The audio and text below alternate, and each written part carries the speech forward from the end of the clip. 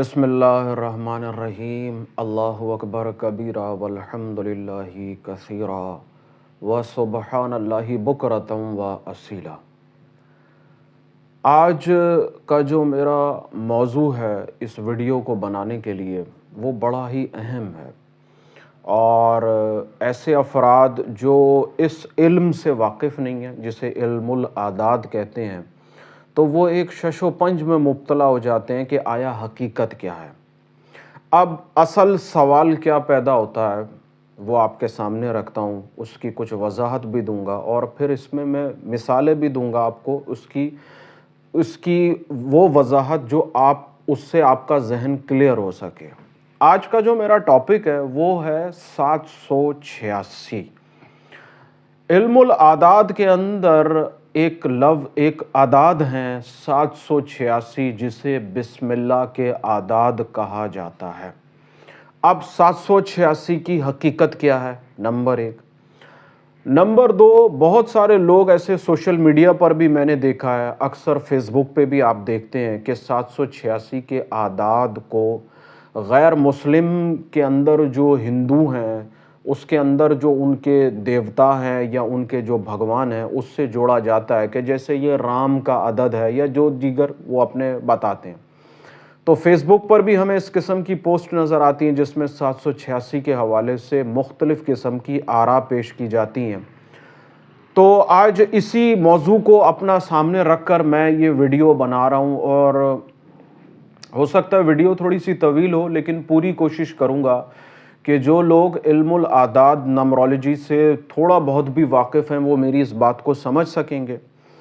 Number 2 کہ اگر وہ بالکل بھی علم العادات سے واقف نہیں ہیں، میری ان باتوں کو بڑی توجہ سے سنیں، میں آپ کو مثالیں دوں گا، اس مثالوں سے اگر آپ اس علم سے واقف نہیں بھی ہیں اور تھوڑا بہت جاننا چاہتے ہیں تو بھی آپ کا ذہن اس حوالے سے کلیئر ہو جائے گا۔ اکثر ہم بزرگوں کی تحریروں کے اوپر دیکھتے ہیں کہ وہ سب سے اوپر جو ہے وہ 786 لکھتے ہیں، اور اگر اس کے نیچے بعض اوقات 92 کا عدد بھی لکھتے ہیں۔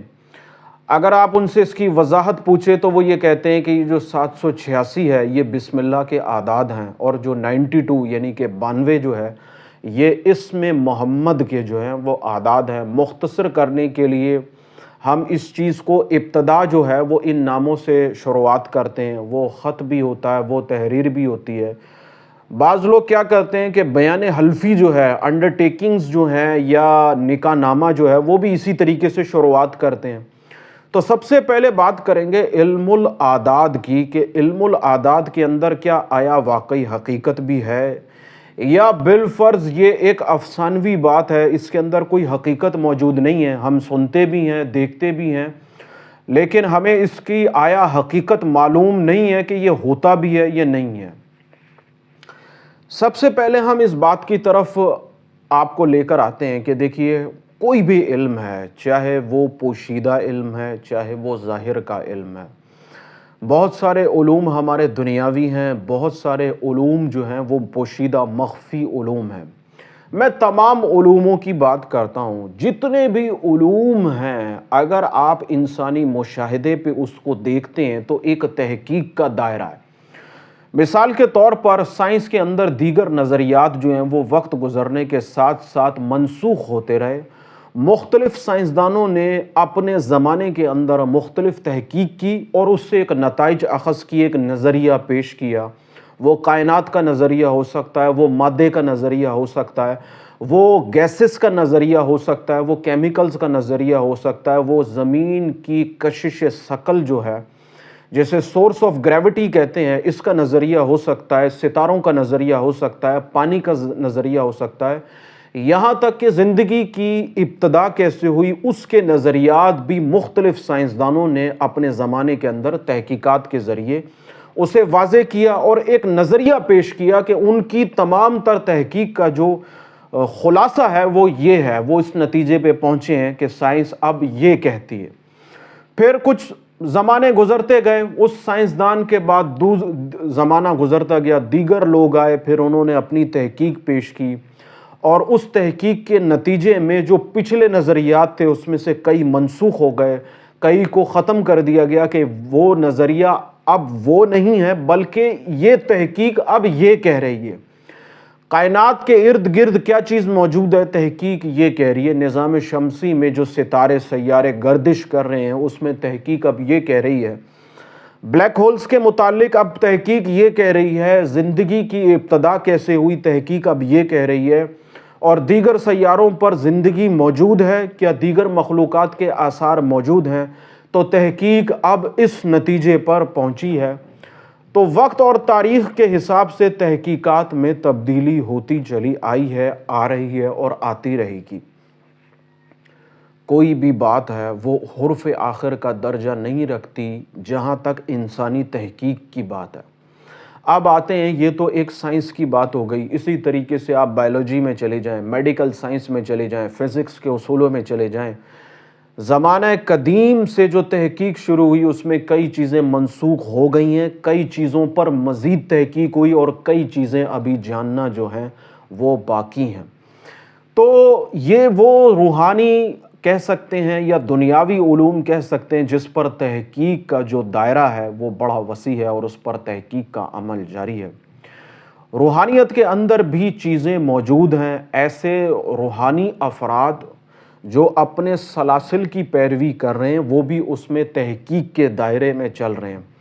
کوئی چیز اس میں بھی حرف آخر کا درجہ نہیں رکھتی، کیونکہ دنیاوی اعتبار سے جب انسان اتنی تحقیق کر رہا ہے اور پھر ایک محدود زندگی ہے، ایک محدود وقت ہے، ایک محدود انسان کا دائرہ کار ہے، اس میں رہ کر اتنی تحقیق ہے۔ اگر آپ روح کی بات کریں تو روح کا دائرہ کار لامحدود ہے، تو اس کی تحقیق کا بھی جو دائرہ کار ہے وہ بڑا لامحدود ہے۔ بزرگان دین اس حوالے سے تحقیق کرتے چلے آئے ہیں اور تحقیق کا سلسلہ اب بھی جاری ہے۔ ایسی تحقیق جس سے روح کی فلاح ہو، جس سے انسانیت کی بقا ہو، انسانیت کی خیر ہو، ایسی تحقیق کا سلسلہ جاری ہے۔ اب یہ تمام تر باتیں جو میں نے کہیں یہ علوم کے درجے میں آتی ہیں، اور تمام تر علوم جو ہیں اس کا جو خالق اور مالک ہے وہ اللہ رب العالمین کی ذات مقدسہ ہے۔ قرآن کریم کے اندر اللہ تبارک و تعالیٰ نے مختلف رموز کا، اسرار کا ذکر کیا ہے اور ان باتوں کو ادھورا چھوڑ دیا یہاں تک کہ اہل عقل، اہل علم جو ہیں وہ اس پر غور و فکری اختیار کریں۔ قرآن مجید کے اندر کئی جگہ اس بات کا حوالہ دیا گیا کہ یہ عقل والوں کے لیے نشانیاں ہیں، غور و فکری کریں، کائنات کے جو معاملات ہیں اس پر غور و فکری اختیار کریں، اس کے اندر بڑی نشانیاں پوشیدہ ہیں۔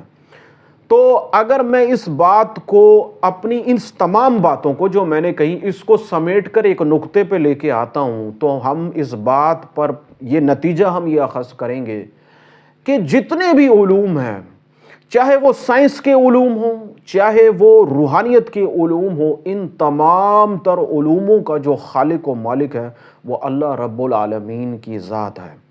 اس کے اندر ستاروں کا علم بھی ہے، اس کے اندر انسان کی تخلیق کا علم بھی ہے، اس کے اندر زندگی کا علم بھی ہے، اس کے اندر جو دیگر مخلوقات ہیں، حشرات الارض ہیں، سمندر کی مخلوقات ہیں، ویرانوں میں رہنے مخلوقات ہیں، جو ویرانوں میں رہتی ہیں، جو بیابانوں میں رہتی ہیں، جو زمین کی گہرائیوں میں رہتی ہیں، جو آسمان کی وسطوں میں رہتی ہیں، تمام تر مخلوقات کا جو خالق اور مالک ہے وہ اللہ رب العالمین کی ذات مقدس ہے۔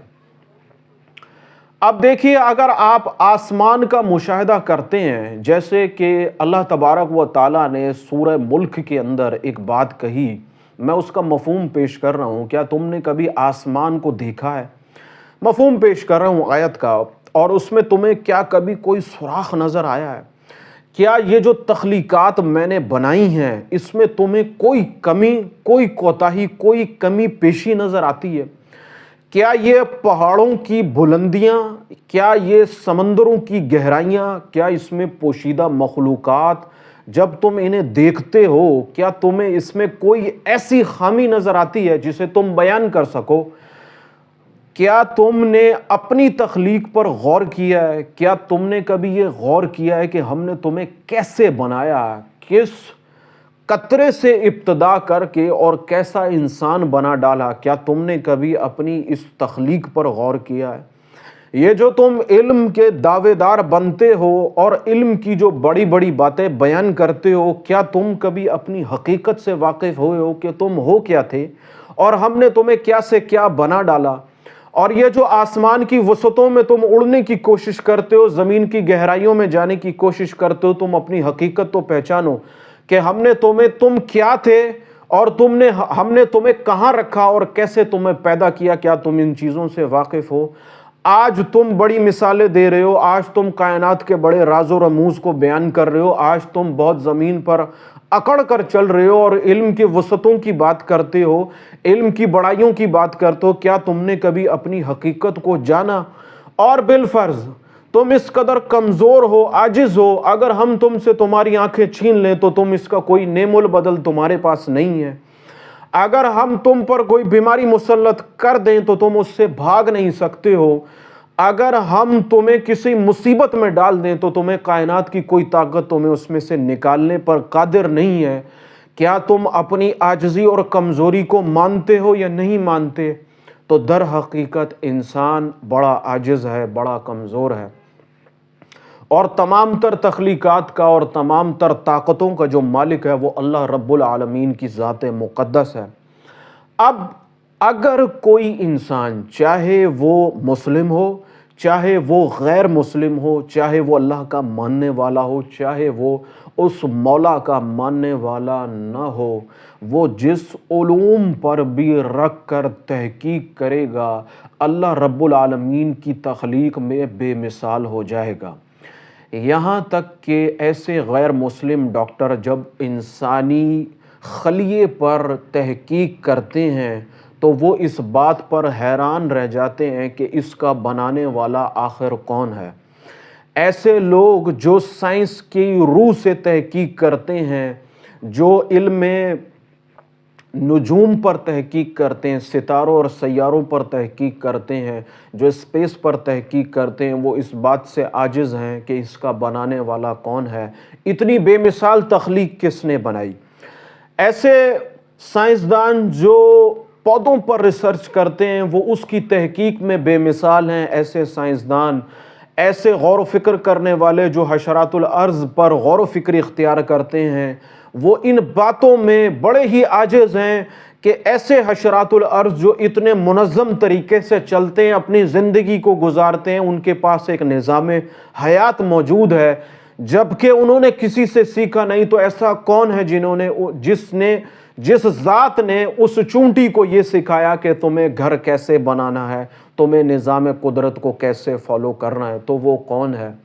آپ کیمسٹری کی روح سے دیکھ لیں، آپ فزکس کی روح سے دیکھ لیں، آپ بائیولوجی کی روح سے دیکھ لیں، آپ علم العادات سے دیکھ لیں، آپ علم جفر سے دیکھ لیں، آپ علم رمل سے دیکھ لیں، آپ علم نجوم سے دیکھ لیں، آپ علم کی جس شاخ کو استعمال کریں گے، آپ علم کے جس رستے کو استعمال کریں گے، اللہ رب العالمین کی جو تخلیق ہے وہ آپ کو بے مثال کر دے گی۔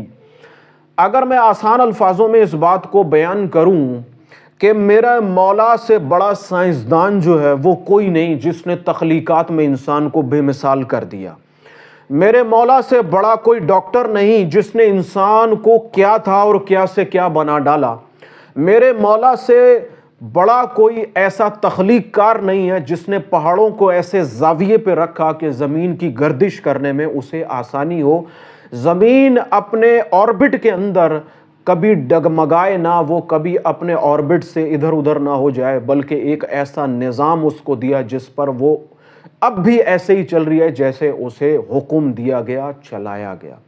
تو اللہ رب العالمین کی ذات نے علم کے ہر پہلو میں انسان کو باکمال کر دیا، انسان کو عاجز کر دیا، انسان کو حیران و پریشان کر دیا، بشرط ہے کہ غور و فکر کریں۔ یہی قرآن بار بار انسانیت کی طرف پیغام دے رہا ہے کہ عقل والے غور کریں، غور و فکری اختیار کریں، مشاہدات کو دیکھیں اور دیکھیں کہ اس کا مالک کتنا عظیم ہے، اس کا مالک کتنا کریم ہے۔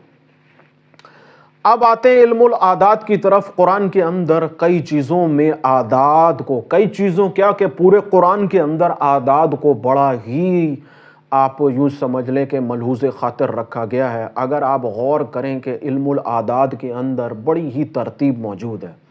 اگر ہم بالفرض 7 عدد کو لیتے ہیں، جیسے 7 عدد ہے، تو ہم اگر غور و فکر اختیار کریں تو کئی چیزیں 7 ہیں، جیسے 7 آسمان ہیں، 7 ستارے ہیں، 7 دن ہیں، اور اسی طریقے سے 7 پر جب آپ غور کرتے چلے جائیں گے تو کئی چیزیں 7 ہیں۔ اسی طریقے سے اگر آپ غور و فکر اختیار کریں تو کئی چیزیں 5 ہیں، 5 انگلیاں ہیں، ہاتھوں کی بھی، پاؤں کی بھی۔ پھر جناب 5 مشہور ہستیاں ہیں جنہیں پنج تن پاک کہا جاتا ہے۔ اسی طریقے سے 5 کے عدد پہ آپ غور کرتے چلے جائیں گے تو ان گنت چیزیں آپ کو 5 ملیں گی، اسی طریقے سے ان گنت چیزیں آپ کو 3 ملیں گی، اسی طریقے سے ان گنت آپ کو وہ قرآن کی صورتیں ہوں، وہ قرآن کی آیات ہوں، وہ قرآن کے حروف ہوں، وہ قرآن کے اعراب ہوں، وہ قرآن کی زبر زیر پیش ہوں، آپ علم الاعداد کے جس زاویے سے بھی اس میں آپ غور و فکر اختیار کریں گے، قدرت کے ہی عجیب و غریب نظام جو ہے وہ آپ کے سامنے نظر آئے گا۔ اللہ تبارک و تعالیٰ نے زمین آسمان کو ایک خاص ترتیب سے بنایا ہے، دن اور رات کے خاص زاویوں کو مقرر کیا ہے، چاند کی خاص منزلوں کو مقرر کیا ہے۔ یہ سورج اور زمین کی گردش کا قریب اور دور ہونا، جس سے موسموں کا بدلنا، یہ بھی انسان کے لیے ایک خاص اہمیت رکھتا ہے۔ دوسری ایک بات یہ کہ اس نظام شمسی کے اندر زمین جس نمبر پر موجود ہے وہ بھی ایک خاص اہمیت کا حامل ہے۔ تو علم الاعداد کے اندر بالکل ایسی حقیقت موجود ہے جیسے سائنس کے اندر موجود ہے، فرق صرف اتنا ہے کہ آپ اس پر یقین کتنا کرتے ہیں۔ دوسری ایک بات یہ کہ اگر آپ وظائف کے اندر چلے جائیں تو وظائف کے اندر بھی خاص وظائف کے اندر تعداد مقرر ہوتی ہے، چلے کے اندر خاص دنوں کی تعداد مقرر ہوتی ہے، ختم کے اندر خاص تعداد، وظیفے کی خاص تعداد مقرر ہوتی ہے، 1.25 لاکھ ایک خاص تعداد مقرر ہے۔ اسی طریقے سے تسبیح کے دانوں کی ایک خاص تعداد مقرر ہے، اسی طریقے سے نمازیں جو ہیں وہ 5 ہیں، خاص تعداد مقرر ہے۔ اسی طریقے سے آپ رکعتوں پہ چلے جائیں، اسی طریقے سے آپ اپنی زندگی کے ایام پہ چلے جائیں، اسی طریقے سے آپ اپنی موت و حیات پہ چلے جائیں۔ ایک انسان اس دن پیدا ہوا، اتنے سال تک جیا، اتنے سال اس نے یہ کہا، اتنے سال اس نے ایسے گزارے، یہ سب چیزیں جو ہیں وہ عددوں پر منحصر ہیں، اور پھر ہم اس اعداد سے باہر نہیں ہیں۔ آپ کے آئی ڈی کارڈ نمبر، آپ کے ٹیلی فون نمبر، آپ کا یوں سمجھ لیں سیل نمبر ہو گیا، بڑا امپورٹنٹ ہے، آپ کی بائک کا نمبر ہے، آپ کی گاڑی کا نمبر ہے، آپ کا پاسپورٹ نمبر ہے، آپ کا ویزا نمبر ہے۔ بعض لوگ پرائز بانڈ سے بڑے ریلیٹ کرتے ہیں، آپ کے پرائز بانڈ کے نمبر ہیں، آپ کے لاٹریز کے نمبر ہیں۔ خیر یہ چیزیں ایک غیر ہے، ایک دلچسپی کا حامل ہے، بہت سارے لوگ اس کو صحیح سمجھتے ہیں، وہ ایک الگ ٹاپک ہو گیا۔ اصل چیز یہ ہے کہ نمبرز کیا ہیں۔ دوسری ایک بات یہ ہے کہ اگر آپ بہن بھائی ہیں کس نمبر پر ہیں، کتنے بہن بھائی ہیں، آپ جس گھر میں رہتے ہیں وہ گھر کتنے اسکوائر فٹ پر ہے، کتنے گز پر ہے یا کتنے مرلے پر ہے، آپ کس شہر میں رہتے ہیں، اس کا پوسٹل کوڈ کیا ہے، آپ کا کنٹری کوڈ کیا ہے۔ ایسی چیزیں علم الاعداد سے، نمبرولوجی سے، نمبر سے ریلیٹ ہیں، جس وجہ سے آپ ان سے باہر نہیں ہیں، آپ ان کے اندر موجود ہیں۔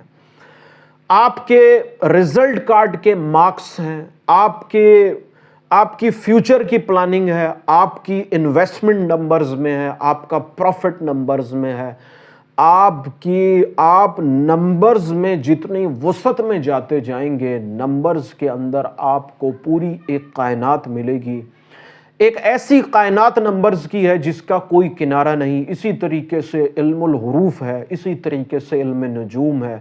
جیسے جیسے آپ علوم کی دنیا میں قدم رکھتے جائیں گے، آپ کو صرف بظاہر جو چیزیں معلوم ہیں وہ ایک اوپری سطح، سمندر کی اوپری سطح کا پانی ہے۔ جیسے جیسے آپ گہرائی میں اتریں گے، آپ کے سامنے ان تمام چیزوں کی وسعتیں موجود ہوں گی۔ جو لوگ علم الاعداد سے واقف ہیں، علم الاعداد سے ریلیٹ کرتے ہیں، وہ ان چیزوں کو بہت اچھی طریقے سے سمجھتے ہیں کہ اعداد کے اندر جو ہے وہ پاورز موجود ہیں۔ اب بالفرض اگر میرے پاس جو ہے وہ 10 روپیز ہیں، ایک زیرو لگا دوں تو وہ 100 ہو جائیں گے، ایک زیرو لگا دوں تو 1000 ہو جائیں گے، ایک زیرو اور لگا دوں تو 10,000 ہو جائیں گے۔ اس طریقے سے ڈیجٹ بڑھتے جائیں گے اور ویلیو بڑھتی چلی جائے گی، اسی طریقے سے ڈیجٹ کم ہوتے چلے جائیں گے تو ویلیو کم ہوتی چلی جائے گی۔ یہ ایک دنیاوی مثال ہے۔ اکاؤنٹس کا جو کام ہے وہ پورا نمبرز سے ریلیٹ کرتا ہے، فائنینس کا جو کام ہے پورا نمبرز سے ریلیٹ کرتا ہے۔ آپ یہ دنیاوی طور پہ سوچ رہے ہیں، آپ کو معلوم نہیں ہے کہ جو چیزیں آپ سوچ رہے ہیں کائنات نے اس سے بھی زیادہ نمبرز میں آپ کو اس میں ایڈجسٹ کیا ہوا ہے، کس نمبر پر آپ کس ڈیٹ پر آپ پیدا ہوں گے، کتنا رزق آپ کو کس ڈیٹ پر ملے گا، اسی طریقے سے کس ڈیٹ پر آپ کو فلانا حادثہ پیش آئے گا، اور اسی طریقے سے کس ڈیٹ پر آپ اس حادثے سے، اس بیماری سے، اس مشکل سے صحت یاب ہوں گے یا اس مسئلے سے نکل جائیں گے۔ اسی طریقے سے یہ ڈیٹ آپ کی لاسٹ ڈیٹ ہوگی اور اس دن آپ کا اس دنیا سے کھاتا جو ہے، اس دنیا سے اکاؤنٹ جو ہے وہ کلوز ہو جائے گا، بشرطے کہ آپ اس پر غور و فکری اختیار کریں۔ تو تعویذات کا جو علم ہے پورا علم العادات پر انحصار کرتا ہے، اور تعویذات کے اندر تاثیر موجود ہوتی ہے، بشرطے کہ تعویذ بنانے والا اس علم سے واقف ہو، اس علم کا ماہر ہو اور اس علم کو سمجھتا ہو۔ اب سمپل سی ایک بات ہے، سب سے پہلے ہم بات کرتے ہیں 786 کی۔ 786 کو آسانی طریقے سے سمجھنے کا بڑا آسان طریقہ یہ ہے کہ پوری بسم اللہ الرحمن الرحیم جو ہے اس کے حروفوں کو آپ الگ الگ کر کے لکھیے۔ مثلا بسم اللہ کا بے، پھر سین، پھر میم، پھر لفظ اللہ ہے جس کا الف لام لام ہے۔ اسی طریقے سے آپ پوری بسم اللہ کو الگ الگ کر کے لکھیے۔ اگر آپ کے پاس کوئی عملیات کی کتاب موجود ہے تو اس کے اندر ابجد ضرور ہوگی، ورنہ گوگل پہ چلے جائیے، ابجد قمری لکھیے، ابجد آپ کے سامنے آ جائے گی۔ ابجد قمری کے اندر ہر حروف کا عدد اس کے نیچے لکھا ہوتا ہے۔ جیسے بے کی بات کرتے ہیں، بے سین میم، تو بے کے عدد 2 ہیں، ابجد کے اندر دوسرا یہ حروف ہے بے موجود ہے۔ اسی طریقے سے سین کے عدد 60 ہے، اسی طریقے سے میم کے عدد جو ہیں وہ 40 ہیں۔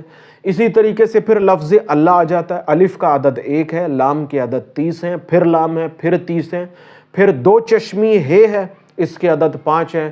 اس کے بعد آپ اسی طریقے سے پوری بسم اللہ کو آپ لکھیے، ان کے اعداد کو جمع کیجئے۔ اس کے بعد ان تمام اعداد کو، یعنی کہ بے سین میم الف لام لام ہے، ان تمام کے اعداد کو آپ جمع کیجئے تو پوری بسم اللہ کا جو عدد ہے وہ 786 بنتا ہے۔ اگر بالفرض آپ کو اس میں پرابلم آتی ہے تو آپ مجھ سے بھی رابطہ کر سکتے ہیں، میں آپ کو سکھا دوں گا، سمجھا دوں گا۔ ویڈیو میں ویسے میں پوری کوشش کر رہا ہوں کہ آپ کو اس کو وضاحت سے جو ہے نا وہ آپ کو تفصیل سے سمجھا دوں تاکہ آپ کو اس میں پریشانی نہ ہو۔ ایک مسئلہ کہ بسم اللہ کے عدد 786 ہیں، جی بالکل بسم اللہ کے عدد 786 ہیں۔ اب مسئلہ یہ آتا ہے کہ تحریر کے اوپر، انڈرٹیکنگ کے اوپر، اگر آپ جیسے نکاح نامہ ہے، کوئی خاص تحریر ہے یا کوئی خاص خط لکھا جا رہا ہے، کوئی خاص خلافت نامہ لکھا جا رہا ہے، کوئی خاص کام ہو رہا ہے، اس کے اوپر اگر آپ چاہیں تو پوری بسم اللہ لکھ لیں۔ آپ کو بسم اللہ لکھنے آتی ہے، بعض لوگوں کو کیونکہ بسم اللہ پڑھنا تو آتا ہے، وہ لکھنے میں اس طرح کی پریکٹس نہیں ہوتی، آپ سیکھ سکتے ہیں، آپ بسم اللہ لکھ لیں۔ لیکن اگر اس بسم اللہ کی جگہ 786 لکھ دیں تو اس میں بھی کوئی مضائقہ نہیں ہے، چاہے بسم اللہ ہو چاہے 786 ہو، بات ایک ہی ہے۔ اگر آپ اس چیز کو سمجھتے ہیں کہ جی غلط ہے تو میں آپ کو یہ کہوں گا کہ ٹھیک ہے آپ پوری بسم اللہ لکھ لیں، اس میں بھی کوئی حرج نہیں ہے۔ لیکن اگر آپ 786 لکھ دیتے ہیں تو اس میں بھی کوئی حرج نہیں ہے، اس کو بھی بسم اللہ کے زمرے میں ہی لیا جائے گا۔ آپ اس چیز کی اہمیت کو تھوڑا سا سمجھنے کی کوشش کیجئے۔ اسی طریقے سے اس میں محمد بھی لکھ سکتے ہیں، اور اس میں محمد کی جگہ آپ 92 لکھ دیں تو وہ بھی ٹھیک ہے۔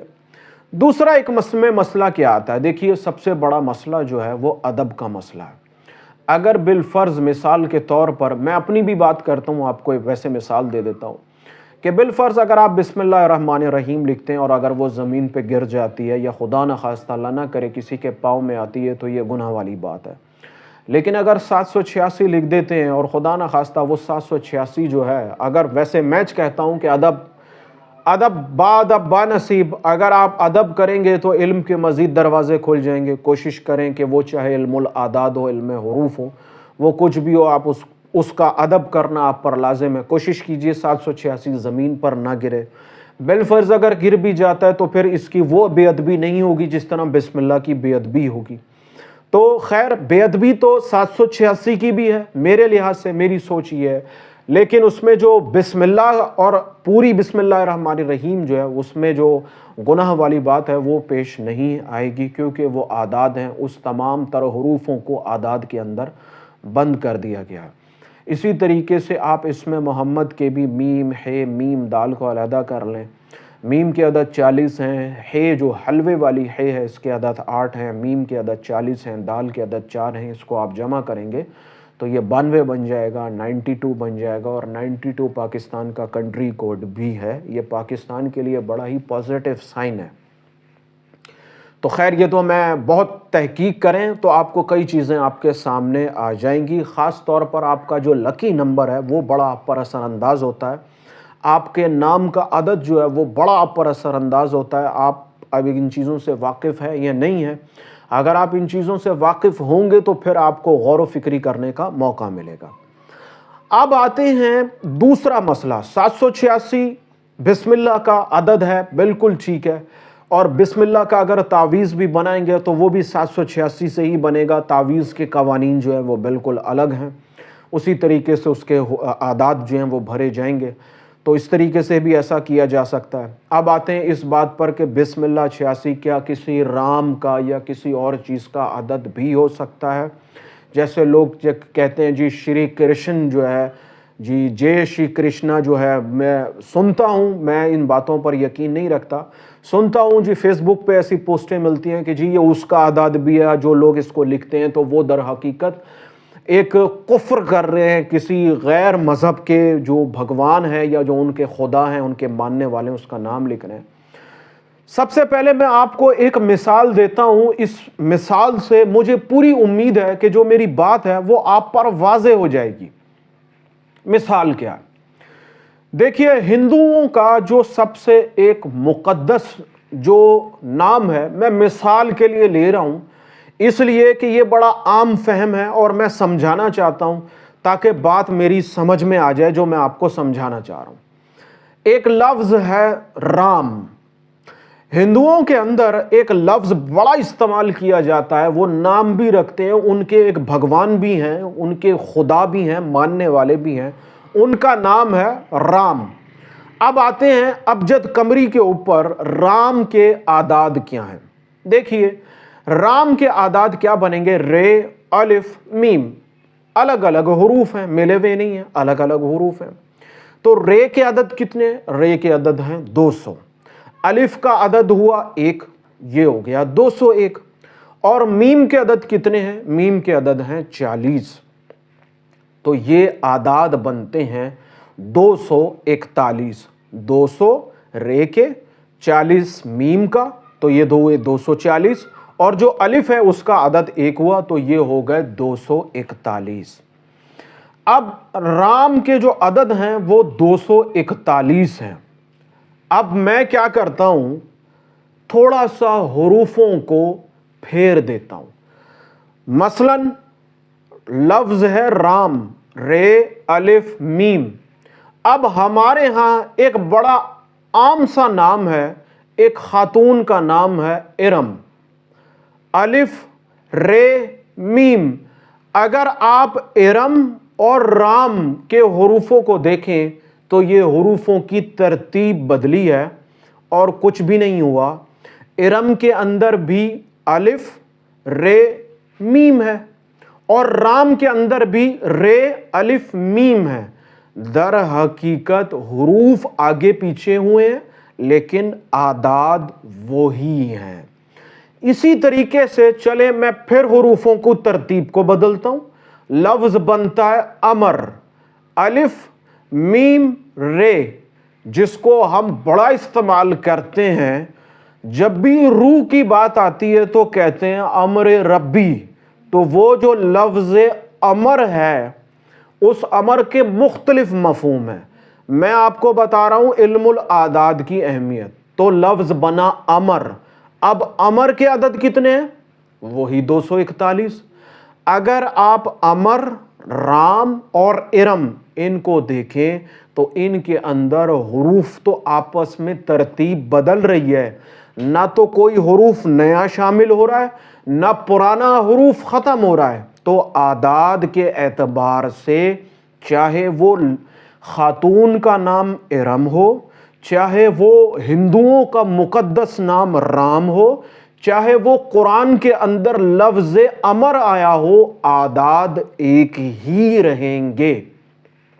اس بات کو بڑا سمجھنے کی ضرورت ہے۔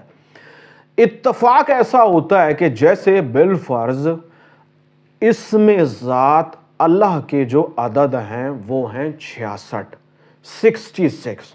آپ ابجد نکال لیجئے، لفظ اللہ کو الگ الگ کر کے لکھیے، آپ پھر ان الگ الگ حروفوں کے اعداد کو جمع کر لیجئے، 66 بنے گا۔ کر کے دیکھ لیں، آپ کے سامنے ہوگا۔ اب بالفرض میری گاڑی کا جو عدد ہے وہ بھی 66 بنتا ہے، یا چلیں گاڑی نہیں لیتے، میں اپنا نام لے لیتا ہوں۔ جیسے بالفرض میرا نام ویسے محمد علی ہے، لیکن بالفرض میرا نام ایسا ہے، میں نے اپنے نام کے حروفوں کو الگ الگ کیا، الگ الگ کر لینے کے بعد جب میں نے ان تمام حروفوں کے اعداد کو جمع کیا تو وہ 66 بن گیا۔ اب ایسا ہرگز نہیں ہے کہ جو میرا 66 ہے وہی اللہ کا 66 ہے، اعداد ایک جیسے ہیں لیکن ہمارے حروف الگ الگ ہیں۔ اور بعض اوقات اس طریقے سے ہوتا ہے کہ حروف بھی سیم رہتے ہیں، اگر ان کی ترتیب آگے پیچھے کر لی جائے تو بھی اعداد وہی آتے ہیں۔ تو اس کا مقصد ہرگز یہ نہیں ہے کہ بسم اللہ کے عدد کچھ اور نہیں ہو سکتے۔ 786 کا مطلب جو ہے وہ کوئی اور نہیں ہو، آپ کوئی ناموں کو جوڑ لیں 786 بنا لیں۔ اعوذ باللہ، میں مثالیں دینے کے لیے یہ ایسی باتیں کر رہا ہوں کیونکہ ایک بڑا ہی عجیب معاملہ ہے، ایک خاص قسم کا طبقہ ہے جو علم الاعداد کو ہندوؤں کے ناموں سے واقف کرتا ہے، اور میں اس چیز کے بڑا خلاف ہوں کہ جس چیز کو آپ جانتے نہیں ہیں، سمجھتے نہیں ہیں، اس کے بارے میں آپ اس طریقے سے کیسے کہہ سکتے ہیں۔ اب جے شی کرش رام، اگر آپ اس کے اعداد نکالیں بالفرض وہ بھی اتفاق ایسا بنتا ہے 786 بن جائے، اول ایسا نہیں ہے، ٹھیک ہے؟ تو اس کا مقصد یہ نہیں ہے کہ بسم اللہ کے جو 786 ہیں، جو میں ایک مسلمان ہونے کے ناطے سے اس کو لکھ رہا ہوں، اس علم سے واقف ہوں، اس علم کی اہمیت کو جانتا ہوں، اس علم کے قواعد کو، ضوابط کو سمجھتا ہوں، اعداد کی طاقت کو جانتا ہوں، تو کیا میں یہی کروں گا کہ مطلب میں جو 786 لکھ رہا ہوں وہ جے شی کرشن رام ہے؟ تو ہرگز ایسا نہیں ہے۔ اس بات کو، یہ جو ارم، رام اور امر کی میں نے آپ کو مثال دی ہے، یہ مثال دینے کا مقصد یہ ہے کہ اعداد سیم ہی ہیں، لفظوں کے ہیر پھیر سے، ترتیب سے اس لفظ کا جو تلفظ ہے وہ بدل رہا ہے، رام بدل رہا ہے۔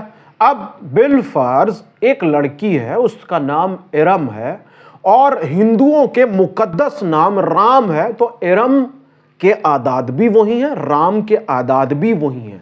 تو اب ہم کہیں کہ جب میں اپنی بالفرض وہ میری وائف کا نام ہے، اگر میں ارم لکھتا ہوں تو اس کا کیا مقصد ہے؟ میں رام لکھ رہا ہوں۔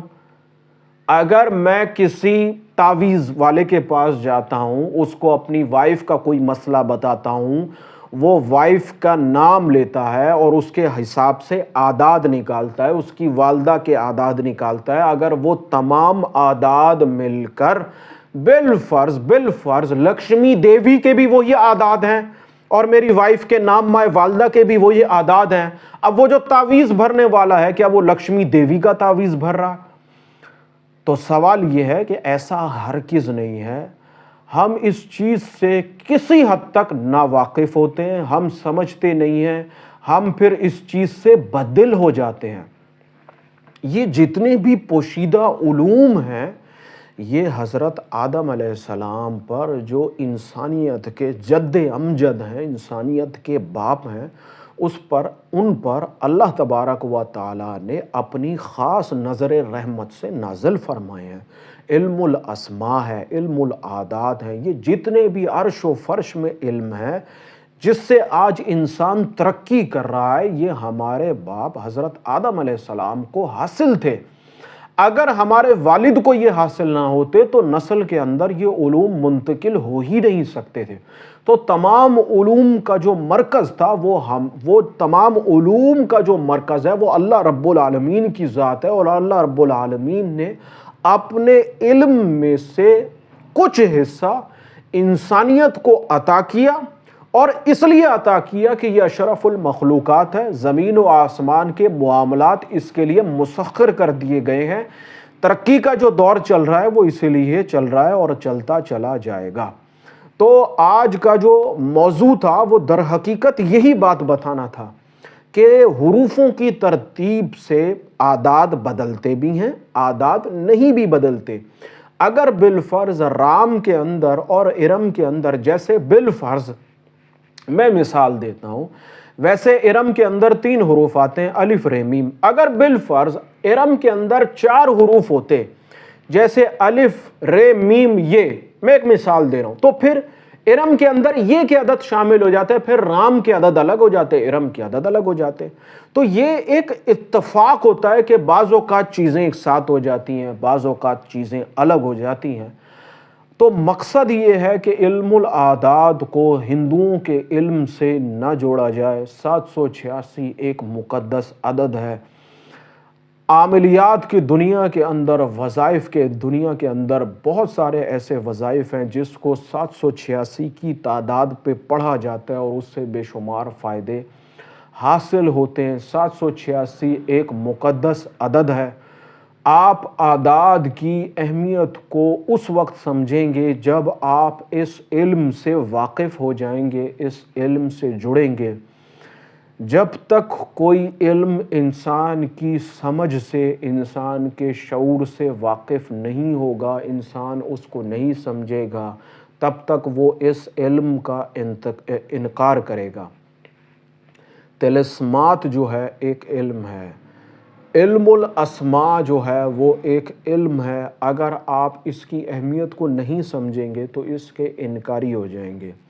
اس کی بنیادی وجہ یہ ہے کہ یہ تمام چیزیں ہمارے مذہب کا حصہ ہیں، تو اس لیے ہم ان چیزوں کو تسلیم کرتے ہیں، ان چیزوں کو ثواب کی نیت سے پڑھتے ہیں، ان چیزوں کو بخشش کی نیت سے پڑھتے ہیں، اور اللہ تبارک و تعالیٰ کی یاد کی نیت سے پڑھتے ہیں۔ علم الاعداد اپنے اندر ایک کائنات پوشیدہ ہے۔ اگر آپ اس پر غور و فکر اختیار کریں گے تب آپ اس کی اہمیت کو سمجھیں گے، ورنہ یہ چیز آپ کے لیے ایسے ہی ہے کہ جیسے کچھ بھی نہیں ہے۔ تو ویڈیو کا ٹائم کافی ہو گیا ہے، میں نے کوشش کی میں آپ کے سامنے کچھ وضاحت رکھ سکوں، کچھ باتیں کر سکوں۔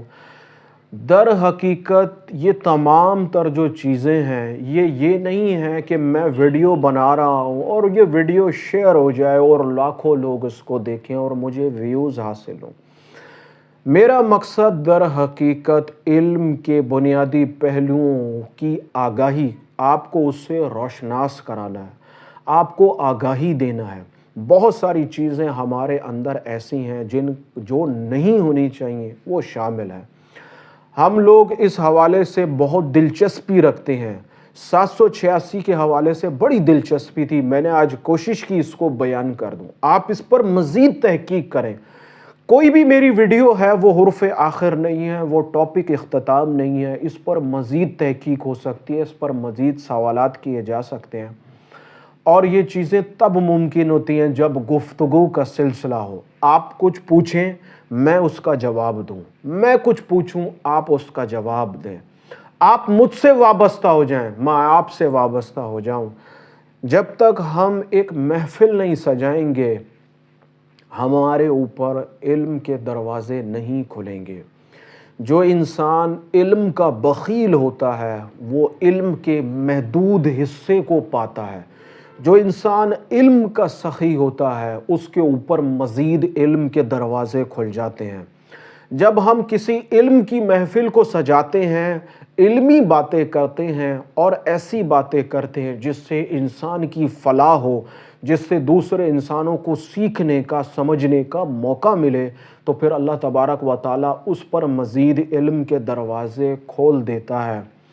دنیا کے اندر بہت سخی گزرے ہیں، گزرتے آئے ہیں، گزر رہے ہیں، گزریں گے، لیکن اس کے اندر جو سب سے بڑا سخی ہے، ایک ہے مال کا سخی، جس نے انسانیت کو مال کے ذریعے فلاح دی، مال کے ذریعے انسانیت کی خدمت کی، اور ایک سخی ہے جو علم کا سخی ہے، اس نے اس مال والے سے زیادہ بڑی سخاوت کی۔ مال سے ایک انسان، 10 انسان، 20 انسان سنبھلتے ہیں، بنتے ہیں، پلتے ہیں، لیکن علم کی سخاوت سے نسلیں بنتی ہیں، نسلیں پلتی ہیں، معاشرے ترتیب دیتے ہیں، نظام حیات بنتا ہے، یہاں تک کہ انسان انسانیت کی معراج پر پہنچ جاتا ہے۔ تو میرے نزدیک علم کی جو سخاوت ہے وہ سب سے بڑی سخاوت ہے۔ مال کی سخاوت بھی سخاوت ہے، لیکن علم وہ خزانہ ہے۔ مال کی سخاوت کرنے سے مال بھی بڑھتا ہے، لیکن علم وہ خزانہ ہے جس میں انسان بڑا بخیل واقع ہوا ہے، اور اس کی سخاوت کرنے سے اللہ تبارک و تعالی مزید علم کے خزانوں سے نوازتا ہے۔ تو یہ جو مختصر سی باتیں یا میں آپ سے جو بھی گفتگو کرتا ہوں، اس کو اپنی ذات تک محدود نہ رکھیے۔ میرے بزرگوں سے، میری تحقیق سے میں نے جو کوشش کی اس سب کو جمع کر کر میں نے یہ چیزیں آپ تک پہنچائی ہیں۔ اس لیے پہنچائی ہیں کہ یہ چیزیں آپ تک نہ رہیں بلکہ آپ سے دوسرے لوگوں تک چلی جائیں، یہاں تک کہ ایک خیر کا سلسلہ پھیلنے لگے۔ تو اپنی باتوں کو یہیں اختتام کرتا ہوں۔ اللہ تبارک و تعالیٰ کی بارگاہ میں بڑی عاجزانہ دعا ہے، اللہ تبارک و تعالیٰ ہمیں، ہمارے ذہن کو، ہمارے قلب کو، ہمارے سینے میں وسعت پیدا فرما دے۔ اللہ تعالیٰ ہمارے لیے بھی علم کے دروازے کھول دے۔ اللہ تعالیٰ ہمیں انسانیت کی خدمت، انسانیت کی خیر، انسانیت کی فلاح کے لیے منتخب فرما لے۔ اگر کوئی انسان کسی کو اپنی زبان سے خیر پہنچا سکتا ہے تو وہ زبان سے خیر پہنچائے، ہاتھ سے پہنچا سکتا ہے تو ہاتھ سے پہنچائے، مال سے پہنچا سکتا ہے تو مال سے پہنچائے، اگر اپنی جان سے پہنچا سکتا ہے جان سے پہنچائے۔ جو جس چیز کی توفیق اللہ تبارک و تعالیٰ نے آپ کو دی ہے اس کو ضرور استعمال کرنا چاہیے۔ یہی وہ عمل ہے جو انسانیت کو آخرت میں بخشش کا ذریعہ بنے گا۔ اللہ تبارک و تعالیٰ آپ کا حامی و ناصر ہو۔ اس حوالے سے کوئی سوال ہو تو میرے واٹس ایپ چینل پر بھی آپ مجھے فالو کر سکتے ہیں اور میرے میسنجر پر آپ مجھے کانٹیکٹ کر سکتے ہیں۔ اللہ تبارک و تعالیٰ آپ کا حامی و ناصر ہو۔ آمین ثم آمین۔